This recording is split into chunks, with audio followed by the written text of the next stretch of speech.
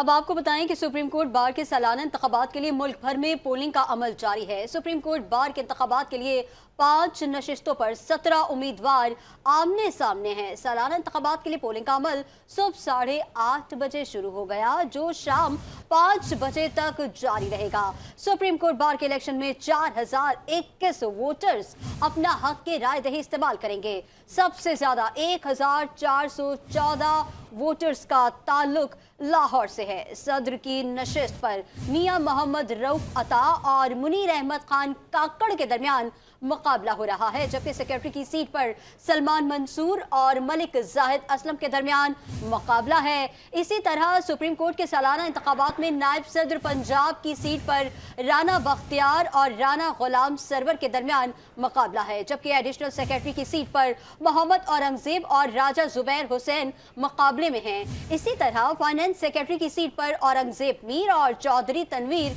मद्दे मुकाबिल हैं। आपको अहम खबर दे रहे हैं, सुप्रीम कोर्ट बार के सालाना इंतखाबात के लिए मुल्क भर में पोलिंग का अमल जारी है। इंतखाबात के लिए 5 नशिस्तों पर 17 उम्मीदवार आमने सामने हैं। पोलिंग का वक्त सुबह 8:30 बजे शुरू हुआ था और ये अमल शाम 5 बजे तक जारी रहेगा।